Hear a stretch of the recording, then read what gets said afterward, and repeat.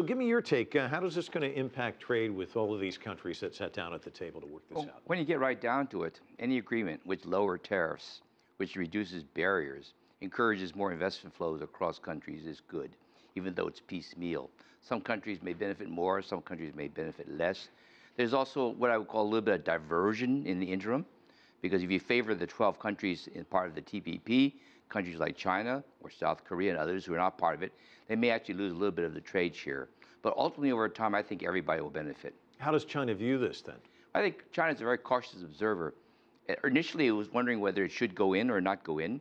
It felt that it wouldn't gain that much, and there were actually issues being addressed, whether it's intellectual property rights, the role of SOEs, how you treat labor organizations, which China felt like it wasn't quite ready. However, is an open agreement. Ultimately, its success of the TPP, in my view, its ultimate success will be judged by whether China becomes a member. After all, if you want these guidelines to be so-called high standards, and that means that the broader they are, and the more people who buy into it, then it's more successful. In that sense, all these agreements are more successful the more people would eventually join. It's interesting the United States going at the TPP angle, but China almost with the AIIB going in a different approach altogether, the Asian Infrastructure Investment Bank. Are these two kind of differing views on how to attack this issue? Well, both the AIIB and the TPP have what I call geopolitical sensitivities. People are wondering whether it excludes one party or another. In some ways, if you look at just square at these kinds of activities, they're really what I call more technical issues, actually. AIIB is trying to get more financing for countries in the region. It's not trying to exclude the West or exclude any particular country. The more, the better. The TPP is trying to lower tariff barriers, in that sense establishing a blueprint for the future. There's been some kind of discussion of whether the TPP is in some ways targeted toward keeping China out. And I don't think it's actually strictly correct. It's actually politically expedient now, given all the politics going on. But in the long run, the success of the TPP will be probably measured by the fact of how many countries actually participate. We keep talking about countries. Let's talk about consumers. What about the average person? How's it going to impact them? Well, there'll be consumers that benefit. There'll be consumers who will lose in this process. Take the dairy industry. It's a very sensitive issue.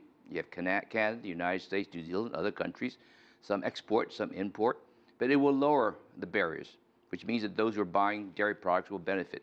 But producers will be hurt a little bit. There'll be reduced quotas for sugar.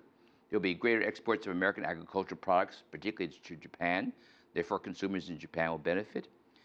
There will also be some kinds of areas where there may not be benefits for the consumer. If you tighten restrictions of origins, and you have to basically produce using your own materials, and you're not able to access cheaper parts and components, which, for example, might be produced in China or South Korea, then your final product being exported to the United States could actually be higher than it was beforehand. So there's a plus and minus, depends upon how you look at it. You talked about manufacturing. There's another M word, medicine. We had a cancer patient, breast cancer patient, Right, who was arrested protesting, saying that there's these monopolies, that they're protecting the drug companies. In that sense, do you think that the consumers lose out? Medicine and the intellectual property rights surrounding medicine is a very difficult issue. On one hand, a company spent a fortune producing new drugs, so they want to be able to recoup the money that they invested in these drugs. So they would like a very long period where they're protected from competition or generics. On the other hand, consumers during that period of time are paying very, very high prices. In some people's minds, excessively high prices. So there's been a huge debate about whether you keep a 12-year limit or do you lower something close to 5. And I think the outcome is going to be some compromise in between. Any snags, we don't have much time left, but any snags that you can see in terms of implementing this deal? I think there's still a lot of uncertainties. So you have 30 days to get the report out, the 30 chapters, a lot of text to be dissected. There's still a lot of political interest in this country, which we'll look at very carefully. Let's not forget what's going on in the region. Countries like Malaysia, Vietnam, Australia, Japan, they also have their own interests. So this document will be subject to a lot of scrutiny, and it will not be actually approved, if it is approved, until early next year. So a lot can happen. All right, Yukon Huang, thank you so much for your time. You're Appreciate welcome. your analysis.